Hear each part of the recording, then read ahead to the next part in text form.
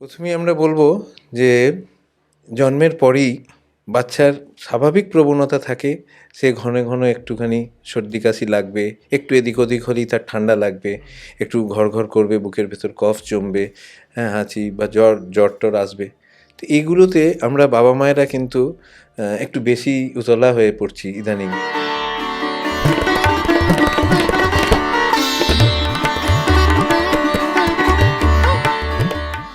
হরে কৃষ্ণা কৃষ্ণা কৃষ্ণা হরে হরে, হরে রাম রাম রাম হরে হরে।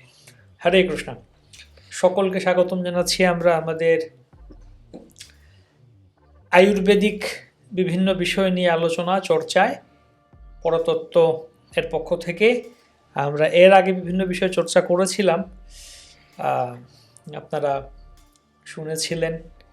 এর আগের সপ্তাহে আমরা আলোচনা করেছিলাম মাতাজিদের বা মহিলাদের জয়েন্ট পেইন কেন বেশি হয়, এই সমস্ত বিষয় নিয়ে। তো আজকে আমরা আলোচনা করতে চলেছি শিশুদের সম্বন্ধে, বাচ্চাদের নিয়ে, শিশুদের নিয়ে আলোচনা করতে চলেছি যে তাদের কিভাবে যত্ন নেওয়া যায়, আয়ুর্বেদের দৃষ্টিকোণ থেকে কি বলা যায়। কারণ আমরা জানি যে আমার ঘরেও শিশু আছে, তো কত টেনশন বাবা মায়ের, আমার সন্তানের কিভাবে আমি রক্ষা করব, সুরক্ষা দেব। কারণ বিশেষ করে নতুন যারা বাবা মা হন তাদেরকে আরও টেনশন, কিভাবে কি করা যায়। কতজন কত কথা বলে, বিভিন্ন ধরনের যুক্তি আছে, বিভিন্ন ধরনের কথা, টোটকাও আছে, এটা করো ওটা করো। আজকাল আবার একটা আছে মা ঠাকুরমার টোটকা, আবার চিকিৎসা বিজ্ঞান বলছে না ওটা করবে না এটা করবে না, বিভিন্ন ধরনের কনফিউশন। তো আজকে আমরা আয়ুর্বেদের দৃষ্টিকোণ থেকে চর্চা করব যে কিভাবে শিশুদের যত্নের জন্য বেসিক জিনিসগুলো কি করা উচিত। তা আমাদের সাথে আছেন ডক্টর কৃষ্ণেন্দু সিনহা রয় প্রভু, যিনি এই বৈষ্ণব জগতে তার দীক্ষিত নাম কৃষ্ণভূষণ প্রভু। তো উনি প্রতি শনিবারে মায়াপুর ধামে আসেন এবং ভক্তদেরকে এবং সকলকে এই আয়ুর্বেদিক চিকিৎসা পরিষেবা দিয়ে থাকছেন। তো সেই সুযোগে, সেই সুবিধায় আমরা ওনার কাছ থেকে বিভিন্ন বিষয় শোনার সুযোগ পাচ্ছি। আপনাকে স্বাগতম প্রভু। এই যে একটা বিশেষ গুরুত্বপূর্ণ একটা বিষয় বাচ্চাদের জন্য আলোচনার জন্য আপনি সময় দিচ্ছেন আমাদেরকে, সেজন্য আপনাকে ধন্যবাদ। তো কিভাবে শুরু করা যায় আজকে আলোচনা, আপনি বলুন। দেখুন, আমরা সবসময় জোর দিই যেগুলো বার্নিং ইস্যু, যেগুলো নিয়ে মানুষ বেশি ভুগছে বা কষ্ট পাচ্ছে বা বিভ্রান্ত হচ্ছে। আমরা প্রথমে আলোচনা করেছি পাইলসের ওপর, হিউজ রেসপন্স, মানে আমরা ভাবতেও পারিনি যে এত পাইলসের রোগী। তো সত্যি করেই বার্নিং ইস্যু। দ্বিতীয় টপিক আমরা আলোচনা করেছি মাতাজিদের, মহিলাদের যে জয়েন্টের প্রচুর, মানে আমরা রেসপন্স পেয়েছি, প্রচুর প্রশ্ন, প্রচুর জিজ্ঞাসা, তো এইগুলো আছে। তারপরে আমাদের মনে হলো যে হ্যাঁ, একটু বাচ্চাদের নিয়েও আমাদের একটা আলোচনা হওয়া উচিত। মায়েরা বলছেন, যারা ধরুন তাদের জয়েন্ট পেন বা এসবের জন্য বলছেন, তারা সেই ঘরের শিশুদের জন্য তারা কিন্তু চিন্তাগ্রস্ত যে এই ব্যাপার, তারা সবসময় ভুগছে, সারা বছর সর্দি কাশি লেগেই আছে, শুধু শীতকাল নয়, সিজন চেঞ্জের সময় নয়, সারা বছরই কম বেশি সর্দি কাশি জ্বর যারা লেগে থাকছে। এগুলোর কারণ কি বা তার সুরাহা কি, সমাধান কি, তারা জানতে চাইছে। তো আজকে আমরা ভেবেছি যে এর কারণটা আমরা মানে প্র্যাকটিস করতে গিয়ে যেটা দেখেছি, আমরা আয়ুর্বেদ প্র্যাকটিস করি, আমাদের কাছে সব থেকেই শেষে মানে পেশেন্টদের চয়েস থাকে যে এই প্যাথির ইয়েতে অ্যালোপ্যাথিক হোমিওপ্যাথি করে তারপরে আমাদের কাছে আসে। সেক্ষেত্রে দেখেছি যে বাচ্চাদের সমস্যা কিন্তু জন্মের পর থেকেই শুরু হয়।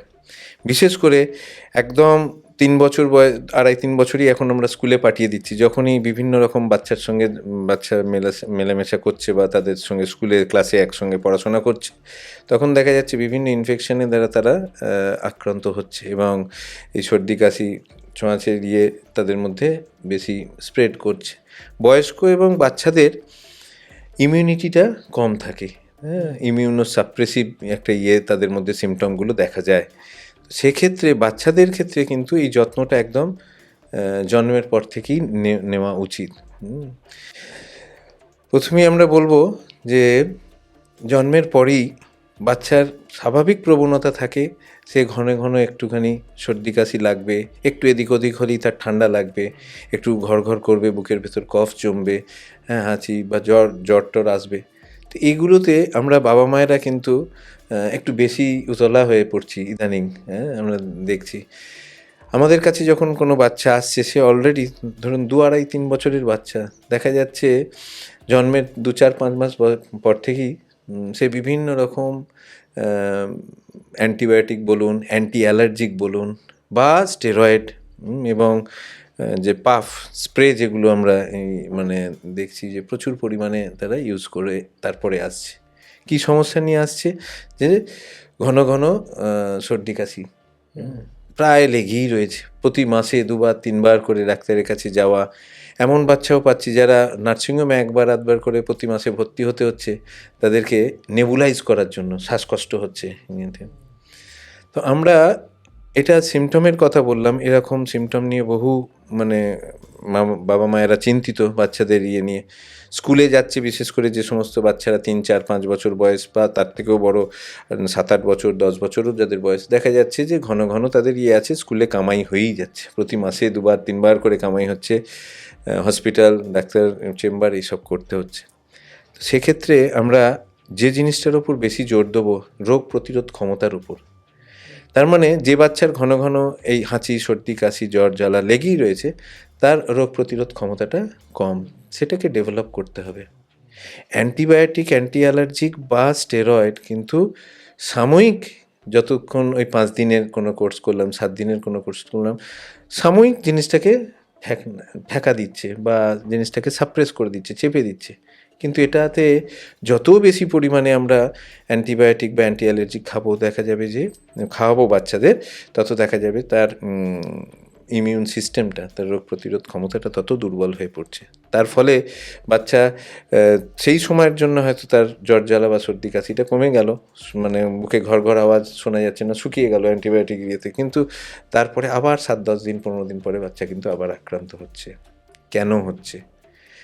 আমরা যদি একটু আমাদের ছোটোবেলাকার কথা বা আরেকটু আগেকার ইয়ে চিন্তা করি, একটু মানে লক্ষ্য করে দেখুন, বাড়িতে সদস্য সংখ্যাও বেশি ছিল, 3 জন 4 জন 5 জন করেও সন্তান থাকতো। হ্যাঁ, কার সর্দি হচ্ছে কার জ্বর হচ্ছে এগুলো দেখার বা খেয়াল করার সময় বাবা মায়ের থাকতো না। বা হলেও ঠিক আছে, একটুখানি মধু তুলসী পাতা দাও বা একটু আদার রস ইয়ে করে দাও, ঘরোয়া ইয়েতেই 2-1 বার খাওয়ানো কমে যেত। এখনকার ধরুন যেটা প্রবণতা আমরা দেখছি, মায়েরা বেশি চিন্তিত হয়ে পড়ছেন, বাচ্চা একবার হাঁচলো বা একটু নাক দিয়ে একটু কাঁচা জল ঝরছে, সঙ্গে সঙ্গে বাবার কাছে ফোন চলে যাচ্ছে, অফিস থেকে ফেরার সময় ওইখানে নামটা লিখিয়ে আসো, দিয়ে আমরা ছুটছি। তো আমাদের শরীরের প্রত্যেকটা শরীরে, বাচ্চাদের হোক বড়দের হোক, একটা সিস্টেম আছে যেটা কাজ করে রোগ প্রতিরোধ করার ইয়ের জন্য, ইমিউন সিস্টেম বলা হয়। তো সেই সিস্টেমটা আছেই এই যে বাইরের ইনফেকশানগুলোর যে আক্রমণ, সেগুলোকে ঠেকনা দেওয়ার জন্য। তো সেই সিস্টেমটাকে কিছুক্ষণ অন্তত কাজ করতে দেওয়া উচিত। হ্যাঁ, হচ্ছে একটু হাঁচি হয়েছে 2 বার বা কাঁচা জল ঝরছে 2 বার, কাশি হয়েছে, হোক, অটোমেটিক সেই সিস্টেমটাই কিন্তু আমাদের ইয়েতে কাজ করে সেই মানে ইনফেকশানটাকে প্রতিরোধ করা। 2 দিন 3 দিন তারপরে দেখা যাবে অটোমেটিক ইয়ে হচ্ছে। কিন্তু আমরা ওই সময়টাই দিচ্ছি না। হালকা একটু জ্বর এলো তার মানেই ডাক্তারের কাছে ছুটতে হবে। তো এই জায়গাটায় হচ্ছে কি, সামান্য সিমটমই আমরা ডাক্তারের কাছে যাচ্ছি, অ্যালোপ্যাথিতে ইয়ের কিছু নেই, অ্যান্টি অ্যালার্জিক শুরু হয়ে যাচ্ছে, অ্যান্টিবায়োটিক শুরু হয়ে যাচ্ছে, যখন সিমটম খুব বাড়াবাড়ি অবস্থায় নিয়ে যাচ্ছে তার সঙ্গে আবার স্টেরয়েডও শুরু হয়ে যাচ্ছে।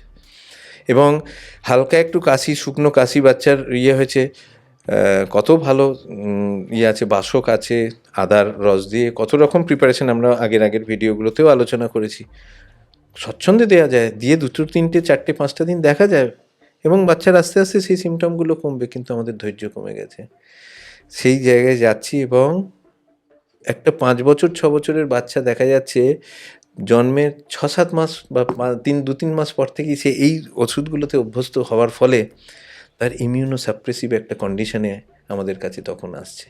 তখন দেখা যাচ্ছে বাচ্চার শুধু ওই নর্মাল মানে খুব হালকা যে হাঁচি বা কাঁচা জল বা সর্দি কাশি জ্বর এরকম থাকছে না, শ্বাসকষ্ট শুরু হচ্ছে। অলরেডি বাচ্চা বিভিন্ন রকম 2-3 রকমের স্প্রে ব্যবহার করছে, হালকা কাশিতেও স্প্রে দেওয়া হচ্ছে। স্প্রেগুলো কি করে, আমাদের এই যে দুটো লাংসে যে ব্রঙ্কিওলসগুলো আছে, এয়ার পকেট যেগুলো আছে, সেই এয়ার পকেটগুলোকে সাময়িকভাবে একটু এক্সপ্যান্ড করছে, বাড়িয়ে দিচ্ছে। তার ফলে বাচ্চার সঙ্গে সঙ্গে আরাম হচ্ছে। সর্দি কাশির জন্য হয়তো সেখানে একটু কনজেশন তৈরি হয়েছে, ইনফেকশন হয়েছে, সেগুলো আর্টিফিশিয়ালি ওইগুলোকে বাড়িয়ে দিয়ে, তার ফলে বাচ্চা ওইগুলোর উপর একটা অভ্যস্ত হয়ে যাচ্ছে। এই অভ্যস্ত হওয়ার ব্যাপারটাই কিন্তু মানে ওইগুলো আর ছাড়তে পারছে না। তার ফলে আমরা আমাদের সায়েন্সে যেটা করেছি, হ্যাঁ, আমরা যখন আসে বাচ্চার, আমরা কিচ্ছু সেরকম দিই না, সিমটোমেটিক হালকা কিছু সর্দি কাশির জন্য দিলাম হয়তো, মেন জোর দিই ইমিউন বুস্ট আপ, ইমিউনিটিটাকে বুস্ট আপ করার জন্য, ইমিউন সিস্টেমটাকে কীভাবে আরও রোগ প্রতিরোধ ক্ষমতা রোগ বাড়াতে। প্রতিরোধ ক্ষমতাটাকে বাড়াতে হবে। রোগ প্রতিরোধ ক্ষমতা না বাড়লে এই ইনফেকশনগুলোর সঙ্গে লড়াই করার ক্ষমতাটা বাচ্চার তৈরি হচ্ছে না। সেই তৈরি হচ্ছে না বলবো না, তৈরি হওয়ার সুযোগ সময়টা দেয়া হচ্ছে না, তার আগেই ওষুধ পড়ে যাচ্ছে। এই জায়গাটা আমাদের বাবা মায়েদের আমরা অনুরোধ করব যে আপনারা একটু ভাবুন, দেখুন, একটু 3-4 দিন দেখুন, অটোমেটিক সিমটমগুলো কমে যাবে। হাতের কাছে যেগুলো আছে সেগুলো, বাসক পাতার রস ফুটিয়ে বাচ্চাকে খাওয়ান, তুলসী পাতা আপনারা দিন, মধু দিয়ে বাচ্চা চিবিয়ে খাক, দেখুন কি হয়।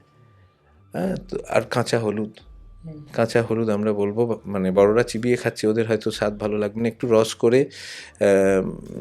একটু গুড়ের সঙ্গে দেওয়া উচিত, আখের গুড়ের সঙ্গে একটু রস করে দেওয়া উচিত। দেখুন বাচ্চার মানে অ্যালার্জির যে সিমটমগুলো, যে হাঁচি বা অ্যালার্জি কমতে থাকবে। প্রতিদিন সকালে যদি খালি পেটে একটু করে কাঁচা হলুদ বাচ্চাকে দেওয়া যায়। এছাড়া ওষুধ আছে, অনেক বড় বড় কোম্পানির ভালো ওষুধ আছে, যেগুলো আমি জানি না অন্য প্যাথিতে কী আছে, কিন্তু আমাদের কিন্তু খুব ভালো ওষুধ আছে যেগুলোর দ্বারা রোগ প্রতিরোধ ক্ষমতা বাড়ানো যায়। আমি একটা উদাহরণ দেবো, মানে বাবা মায়েরা সতর্ক হয়ে যাওয়া উচিত।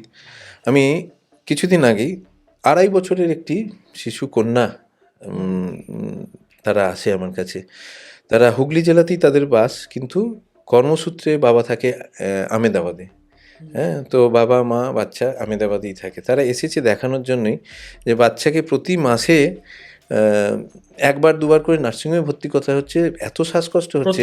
প্রতি মাসে 2-1 বার করে মাস্ট, কোনো মাস গ্যাপ নেই, বাচ্চাকে নেবুলাইজ করা হচ্ছে। এত শ্বাসকষ্ট, এত বুকে জমে যাচ্ছে, কনজেশন হচ্ছে, যে নেবুলাইজ করার জন্য নার্সিংহোমে ভর্তি করতে হচ্ছে 1 দিন 2 দিন করে, ঠিক আছে।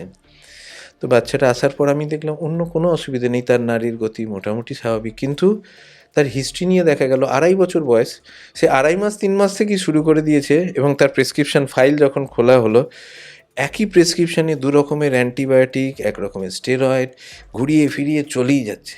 হ্যাঁ, বিভিন্ন গ্রুপের বিভিন্ন রকমের অ্যান্টিবায়োটিক। প্রতিবার তো এক অ্যান্টিবায়োটিক দিলে পেশেন্ট ওই প্রেসক্রিপশান দেখেই করবে। বিভিন্ন সময় বিভিন্ন রকমের অ্যান্টিবায়োটিক ঘুরিয়ে ফিরিয়ে খেয়ে বাচ্চাটার একদম মানে ইমিউনোসাপ্রেসিভ একটা কন্ডিশনে আসে আমাদের কাছে। বিশ্বাস করুন প্রভু, আজকে মানে বলতে দিতে নেই, তাকে শুধু ওই ইমিউন ড্রপটা আমরা দিলাম, এবং তার সিমটম ছিল কাশি। তো কাশির একটা পাউডার একটু মধু দিয়ে মাখিয়ে দিলাম। 1 মাস 1.5 মাস পরে আমি বলেছিলাম ফোন করবেন, এবং সে এসেছিল, কিন্তু এইরকম সময় জানুয়ারি ফেব্রুয়ারি এরকম একটা শীতকালের মধ্যে এসেছিল, যে সময় ওই সিমটম। হ্যাঁ হ্যাঁ, গত বছরে 25 সালের জানুয়ারি মাস এরকম হবে কি ফেব্রুয়ারি মাসের শুরু। তো শীতের সময় কিন্তু যখন এই সিমটমগুলো অ্যাগ্রাভেট করে, বাড়ে, তো সেই সময় আসে ফেব্রুয়ারির শেষের দিক, মানে ঠিক 1 থেকে 1.5 মাস, 4 থেকে 6 সপ্তাহ পরে আমি বললাম যে বলেছিলাম জানাতে একবার রিপোর্ট দিন, নাহলে অন্য আরও কিছু অ্যাড করতে হবে। বাচ্চা কিন্তু আস্তে আস্তে আস্তে আস্তে ডেভেলপ করেছে, এবং তারপর থেকে একবারও বোধহয় নার্সিংহোমে ভর্তি হতে হয়নি। এটা কোনো প্রচার নয়, এটা আয়ুর্বেদের প্রচার শুধু না, আয়ুর্বেদ এমন একটা ইয়েতে কাজ করে, একদম বেসিক লেভেলটা, বেসটাকে আমরা ছাড়লে কিন্তু মুশকিল আছে।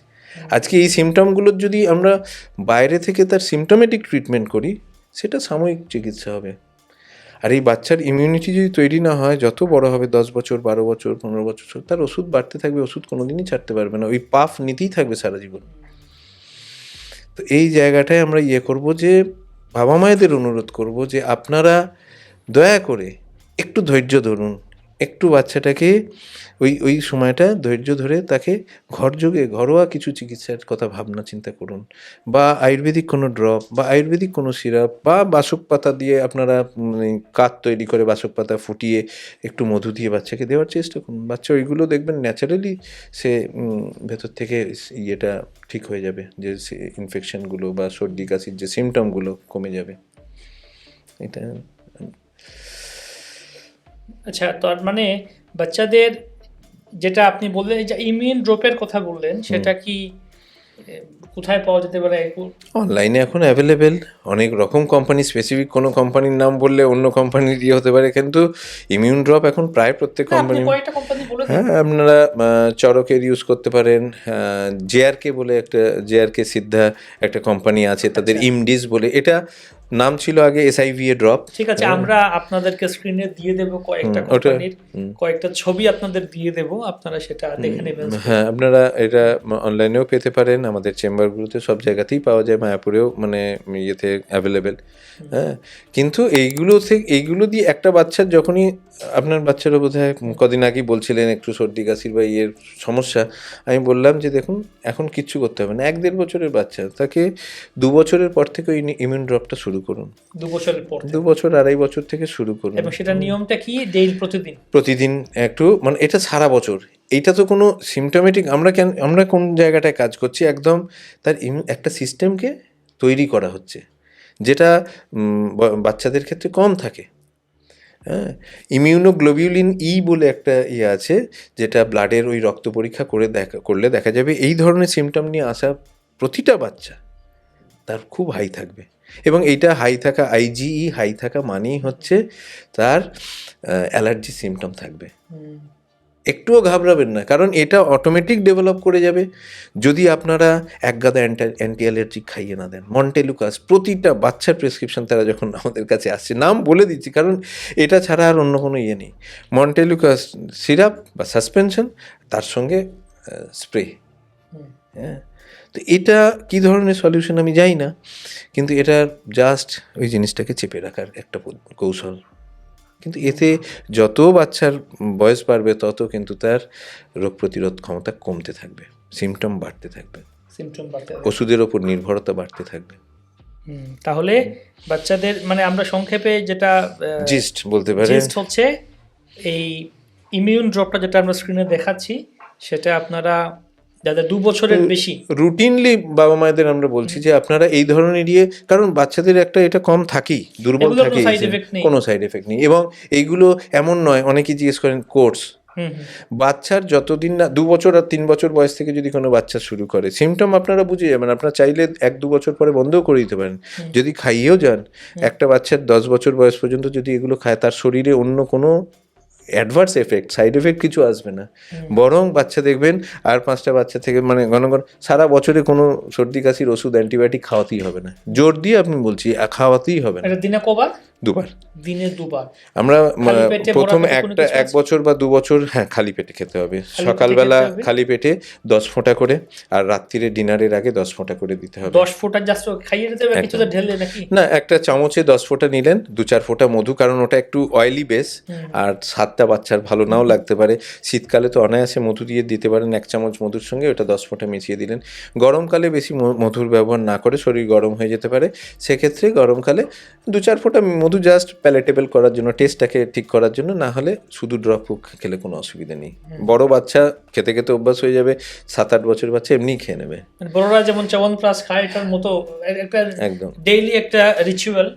খুব ছোট বাচ্চা চ্যবনপ্রাশ ঘি থেকে প্রিপারেশন, ওটা মানে নাও হতে পারে বা অল্প ডোজে দেওয়াও যেতে পারে। চ্যবনপ্রাশেও যে হার্বসগুলো আছে সেটা কিন্তু ইমিউনিটির পক্ষে খুবই ভালো।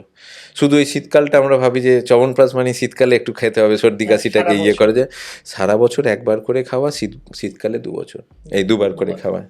এই ড্রপটার ক্ষেত্রে আমরা বলছি যে এই ড্রপটাও সারা বছর, মানে প্রথম 1-2 বছর 2 বার করে দিন বাচ্চাকে, যেই বেসটা একটু স্ট্রং হতে থাকবে তখন আপনি 1 বার করে সকালবেলা দিন খালি পেটে, দ্বিতীয়বার দিতে হবে না রাত্রিবেলা। সকালে খালি পেটে আর রাত্রিবেলা ঘুমানোর আগে বাচ্চা, হ্যাঁ, বাচ্চার বাবা মা বুঝে যাবেন 6 মাস 1 বছর খাবার পরে দিলে সমস্যা নেই। খাওয়ার আগে দিলেই ভালো, খাওয়ার আগে। খাওয়ার আগে খালি পেটেই বলা হয়। খালি পেটে। মানে বাচ্চার বাবা মা কিন্তু বুঝতে পেরে যাবে, সেই যে ঘন ঘন ব্যাপারটা 2-3 মাস 4 মাস 6 মাসের মধ্যে কিন্তু বুঝতে পেরে যাবে। এই মানে শীতের সিজন থেকে শুরু করুন, পরের শীতে অনায়াসে বুঝতে পারবেন যে হ্যাঁ বাচ্চা সেটা ডেভেলপ করছে, বাচ্চা ঘন ঘন ব্যাপারটা কমে যাচ্ছে, সেই ফ্রিকোয়েন্টলি যে অ্যাটাকটা হচ্ছে তার সর্দি কাশি জ্বর জ্বালার বা শ্বাসকষ্টে, সেটা কমতে থাকবে। তখন আপনারা বন্ধ করবেন না, বন্ধ করে দিলে একটা কাজ ইনকমপ্লিট থেকে যায়। আমাদের লক্ষ্যটা হচ্ছে বারবার তার স্কুলে কামাই না হয়, বা বারবার তাকে ডাক্তার বাড়িতে গিয়ে মানে তার অ্যান্টিবায়োটিক অ্যান্টি অ্যালার্জিক স্প্রে এইসবগুলো যাতে আমরা বন্ধ করতে পারি পার্মানেন্টলি, তারকে একটা সুরক্ষিত ভবিষ্যৎ যাতে আমরা দিতে পারি। আচ্ছা, এটা একটা প্রোডাক্টের কথা বললেন যেটা ওনারা মার্কেটে কিনতে পারেন, কিনে তারা খাওয়াতে পারেন। তবে যারা বিভিন্ন দেশ থেকে দেখছেন আমাদের অডিয়েন্স, বাংলাদেশ থেকে বা বিভিন্ন দেশ থেকে, সব জায়গায় যদি সবসময় পাওয়া না যায়, এমন কিছু আছে। হ্যাঁ, গুলঞ্চের ডাল, হ্যাঁ গুলঞ্চের ডাল কেটে টুকরো টুকরো করে কেটে ভালো করে ধুয়ে নিয়ে গুলঞ্চকে ফুটিয়ে, হ্যাঁ এগুলোতে এই ইনগ্রেডিয়েন্টই থাকে। এটা রেডিমেড পাওয়া যায়, 10 ফোঁটা নিয়ে খাইয়ে দেওয়া যায় বাচ্চাকে। এগুলো একটু কষ্ট করে বাড়িতে করে নিতে হবে। গুলঞ্চ জিনিসটি কি? গুলঞ্চ একটা গাছ, হ্যাঁ সেই গাছের ডাল মোটামুটি পাওয়া যায় সব জায়গায়, এটা ইজ অ্যাভেলেবেল। ঠিক আছে, গুলঞ্চকে ডালগুলোকে কেটে দেখানোর জন্য গুলঞ্চ কেমন দেখতে, তো সেই ডালগুলোকে কেটে জলে একটু ফুটিয়ে যখন গাঢ় একটা সলিউশন তৈরি হবে, যেটাকে আয়ুর্বেদের ভাষায় কাথ বলা হয়, সেইটা বাচ্চাকে ছোট কাপের 1 কাপ করে দিন, যেরকম বয়স হবে বয়স অনুপাতে 1/2 কাপ বা এরকম অল্প করে ডোজে দিন। গুলঞ্চ ট্যাবলেট ফর্মে সব দেশই পাওয়া যাবে। সেটা কি গুলঞ্চ কি ডেলি ফুটিয়ে দিতে হবে নাকি একবার ফুটিয়ে করলে ডেলি করাই ভালো, ফ্রেশ করে দেওয়াই ভালো। মানে অল্প একটু ডালকে ভালো করে ফুটিয়ে সেটা কাত তৈরি করে ঘন যখন এক্সট্রাক্টটা আসবে নর্মাল টেম্পারেচারে আনার পর বড় লোকে মানে বড়রাও খেতে পারে, বয়স্কদেরও তো একই সমস্যা, তাদের ইমিউনিটি কম থাকে, তাদের এইটা তারা সারা বছরই খেতে পারে। তাহলে গুলঞ্চ নিয়ে নিন, ঘরে রেখে দেবেন, একবার বানাবেন, ঘরের সবাই মিলে। যে কোনো দেশই এখন আয়ুর্বেদিক প্রোডাক্ট সব দেশে অ্যাভেলেবেল। গুলঞ্চ ট্যাবলেট পাওয়া যায়, সিঙ্গেল হার্বস যে ট্যাবলেট, হিমালয়ের অনেক দেশে বহু দেশে মার্কেটিং করছি। এই যে ইমডিস বলে যে ড্রপ বললাম, অন্তত পৃথিবীর 30-35টা দেশে তাদের মানে মার্কেটিং আছে। গুলঞ্চ ট্যাবলেট আছে, ক্লাসিক্যালি এর মধ্যে গুলঞ্চ ঘন বটি আছে। তো এইগুলো যে কোনো বয়স অনুপাতে ডোজ, সেটা পেশেন্টরা আমাদের সঙ্গে যোগাযোগ করলে আমরা ডোজটা বডি ওয়েট অনুযায়ী বা বয়স অনুযায়ী বলে দেবো। কিন্তু গুলঞ্চ খুব ভালো হার্বস, যেটা ইমিউনিটি ইয়েটাকে, রোগ প্রতিরোধ ক্ষমতাটাকে বাড়ায়। এছাড়া কাঁচা হলুদের কথা বললাম, বাচ্চাদের কাঁচা হলুদ টুকটাক সিমটমে বাসক পাতার করে দিন, একটু ওই যেটা আমরা ওই মানে আদা ফুটিয়ে বিভিন্ন জিনিসগুলো দিয়ে ফুটিয়ে যেটা গরম তৈরি করে সেটা বাচ্চাকে রোজ খাওয়ান। গোলমরিচ, শুঁট, আদার রসটা যখন আমার মনে আছে গত বছরের আগের বছর আমি বাড়িতে আমরা মানে প্রতিদিন 2 বার করে ওই আদা গোলমরিচ ফুটিয়ে যেটা কাঢ়ার মতো আমরা খুব করছিলাম মধু দিয়ে করে। কিছুদিন যাওয়ার পরে এমন হলো আমাদের মানে শরীরে মানে বলছে শরীর হিট যেমন বয়েলের মতো আসা শুরু হয়েছে। পরে কেউ বললো যে না একটু বেশি খেলে, তারপরে আমরা একটা বন্ধ করলাম, স্টপ করলাম। খুব বেশি খাওয়ার দরকার নেই, কারণ কোনো সিমটম না থাকলে খাবো কেন? এবার ধরুন গলাটা হালকা খুসখুস করছে বা একটু শুকনো কাশি হচ্ছে, 2-3 দিন খাওয়ান। না এমনিতে হার্বাল টি বলে, ঠান্ডার দিনে একটা হার্বাল টি, ওটা রোজ খেতেই পারে। আমরা তো আর মানে ওই চা পাতা ফুটিয়ে আমরা খাই না, ওটা আমাদের নিষিদ্ধ। আমাদের হার্বাল টি বলতে ওই আদা, তেজপাতা, গোলমরিচ, এলাচ, ওই হার্বাল টিতে সমস্ত ন্যাচারাল জিনিস আছে। আমাদের মায়াপুরে যেটা পাওয়া যায় হার্বাল টি বলে, সমস্ত ন্যাচারাল জিনিস আছে। সেটাকে ফুটিয়ে ওই বেশি মানে ডেইলি 2 বার করে নিচ্ছিলাম, পরে দেখি না শরীরে বয়েলের মতো চলে আসে। এই যে বাচ্চারা ধরুন নিয়মিতভাবে স্প্রে নিচ্ছে, তাদের ভেতরে কনজেশন আছে, ঘর করছে। শীতপলাদি চূর্ণ একটা পাওয়া যায়, মধু দিয়ে মেরে ছোট্ট চামচের 1 চামচ পাউডার, একটু মধু পরিমাণ মতো দিয়ে বাচ্চাকে চেটে 2-3 বার খাওয়ান। দেখুন শীতপলাদি চূর্ণ মোটামুটি মায়াপুরে সবাই জানে। বাইরের যাদের আছে শীতপলাদি চূর্ণ আপনারা নোট করে নিতে পারেন বা আপনি স্ক্রিনে লিখে দিতে পারেন।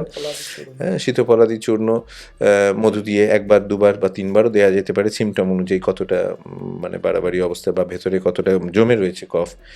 মানে 3-4 দিনের মধ্যে যে কফ বেরোতে আরম্ভ করবে, যে বাড়ির লোক দেখে অবাক হয়ে যাবে, বড়দের হোক বাচ্চাদের হোক, যে এত কফ ভেতরে ছিল।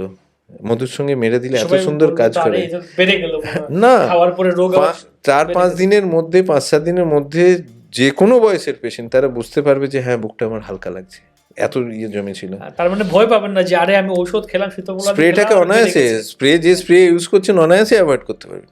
আমরা বয়স্কদের একটা বললাম 2.5 বছরের বাচ্চারা আমেদাবাদে ইয়ে করছি, বয়স্ক আমি বলছি 78 বছর বয়সের একজন বয়স্ক ভদ্রলোক আছেন, আজকে তিনি 86 বছর, আজ থেকে 7-8 বছর আগে আমার কাছে এসেছে।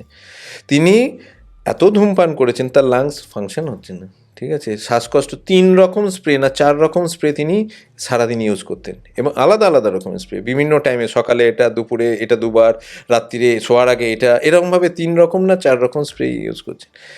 78 বছর, প্রায় 80-র কাছাকাছি বয়স। আজকে তিনি বলছেন, মানে তিনি মুসলিম পেশেন্ট, তিনি বলছেন আমি একটু হজে যাব, যাওয়া যাবে? আমি বলছি হ্যাঁ আপনি অনায়াসে যেতে পারেন। বলছে আমি এখন অনেক ভালো আছি। কিছু দেওয়া হয়নি, প্রথম দিন থেকে আমরা স্প্রে বন্ধ করেছি, ডে 1 থেকে। কিন্তু তিনি ইউজ করছেন তার আগে কত বছর আমার জানা নেই, বহু বছর ধরে ইউজ করছেন। প্রথম দিন থেকে আমরা বলছি স্প্রে ভেতরে শুকিয়ে দেয়, এই জায়গার ইয়েগুলো শুকিয়ে যায় ব্যবহার করতে করতে করতে করতে। তো সেই কারণে প্রথম দিন থেকে বন্ধ হয়েছে। প্রথম দিকে বোধহয় একটা স্প্রে বলেছিলাম যে এটা একটু খুব শ্বাসকষ্ট হলে তখন নেবেন। আজকে তিনি কিন্তু নিজে হেঁটে চলে বেড়াচ্ছেন, উঠতেই পারতেন না, শুয়ে থাকতেন, আর সবসময় অক্সিজেন নিতে হতো তাকে। প্রাণায়াম করছে। পরবর্তী আমরা একটা ইচ্ছা আছে, আপনি যদি মানে মনে করেন, আমরা মানে আমাদের কর্মক্ষমতা বাড়ানোর জন্য বা ইমিউনিটি বাড়ানোর জন্য কিছু সিম্পল ব্রিদিং এক্সারসাইজ আমরা দেখিয়ে দেবো। সেগুলো করলে যে কোনো মানুষ মানে ভালো থাকবেন, সুস্থ থাকবেন এবং কর্মক্ষম থাকবেন। তো সেই বয়স্ক ভদ্রলোক কিন্তু বলছেন আমি এখন হজে যাব, ফ্লাইটে করে হচ্ছে। হ্যাঁ যেতে পারেন, ফেব্রুয়ারি মার্চে তিনি হয়তো যাবেন। বাহ, খুব ভালো। তো আমরা অনেক অনেক বিষয় দেখছি, জানছি, শুনছি এই প্রভুর কাছ থেকে আয়ুর্বেদিক এবং স্বাস্থ্যকে সুস্থ রাখার জন্য। তো সবথেকে গুরুত্বপূর্ণ বাচ্চাদের সুস্থ রাখার জন্য, কারণ বড়রা যারা ঠিক আছে কিছু রোগ প্রতিরোধ ক্ষমতা এমনিতেই তৈরি হয়ে গেছে, কিন্তু বাচ্চাদেরকে নিয়ে খুবই সেন্সিটিভ। আর বিশেষ করে বড়রা কমপক্ষে কিছু সহ্য করতে পারেন বা তার নিজেদের হাতে থাকে আমি কিভাবে কি করবো, কিন্তু বাচ্চারা অসহায় থাকে, আমাদের উপর নির্ভর করে, তারা বলতে পারে না ভালো করে। আর আমরাও যে বাচ্চাটা খেলে বেড়াচ্ছে, সে জ্বরে শুয়ে আছে বা মানে কথা বলতে পারছে না, বুকে শ্বাসকষ্ট হচ্ছে বা এগুলো দেখতেও খারাপ লাগে, খুব কষ্ট লাগে। তাই জন্য খুব গুরুত্ব দিয়ে আমাদের বিষয়গুলো বোঝা উচিত। তো আপনি যিনি শুনলেন, এতক্ষণ শুনে এসছেন এই আলোচনাটা, তার মানে হয়তো আপনার বাড়িতে কোনো বাচ্চা আছে বা আপনি সেই বিষয়ে আগ্রহী। তাই এটা শুনুন এবং সবাইকে বলুন, সবার কাছে পৌঁছে দিন, শেয়ার করুন অন্যদের কাছে যাদের কাছে বাচ্চা আছে। তো অত্যন্ত গুরুত্বপূর্ণ একটা ব্যাপার আপনি আমাদেরকে শোনালেন, আজকে জানালেন। তো আমরা জাস্ট সার কথা উপসংহারে টানছি যে প্রভু যা বললেন আজকে, বাচ্চাদের ইমিউনিটি বুস্ট আপ করার জন্য কি করা যায়, স্টেরয়েড বা এগুলো এগুলোর দিকে অ্যালার্জিক, ওগুলোর পেছনে যাবেন না। ইমিউনিটির জন্য যে ইমিউন ড্রপ আমরা স্ক্রিনে দেখাচ্ছি, সেই ড্রপগুলি ইউজ করতে, বিভিন্ন ব্র্যান্ডের আছে, আপনারা ইউজ করতে পারেন। দিনে 2 বার, সকালে 1 বার খালি পেটে দিন, রাতে 1 বার খালি পেটে দিন। 10 ড্রপ চামচে নিয়ে বা মধুর সঙ্গে মিশিয়ে, একটু মধু, ঠান্ডার দিনে 1 চামচ মধুর সাথে, গরমের দিনে 1-2 ফোঁটা মধু, জাস্ট একটু যেন টেস্টটা একটু ভালো থাকে, সেই জন্য বাচ্চাকে খাওয়ানো যেতে পারে। আর যেটা বললেন যাদের এটা পাচ্ছেন না, গুলঞ্চ, সেই গুলঞ্চ আপনারা সংগ্রহ করতে পারেন, ট্যাবলেট ফর্মে পাওয়া যায়। ট্যাবলেট জাস্ট আপনি একটা করে ট্যাবলেট খেয়ে নেবেন।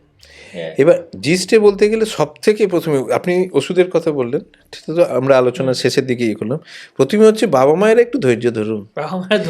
3 দিন থেকে 5 দিন আপনারা অ্যান্টিবায়োটিক বা অ্যান্টি অ্যালার্জিক থেকে একটু বাচ্চাটাকে মানে সরিয়ে রেখে, আমরা মানছি যে হ্যাঁ বাচ্চাটা কষ্ট পেলে বাবা মায়ের কষ্ট হয়, আমরাও মানে সেই সময়টা পেরিয়ে এসেছি বা আপনি এখন দেখছেন, কিন্তু ওই কষ্টটা একটু নিজেরাও 3-4 দিন 5 দিন করুন, দেখুন বাচ্চা এমনিই হয়তো হিলিং, মানে ওই ইনফেকশনটা কেটে যাবে।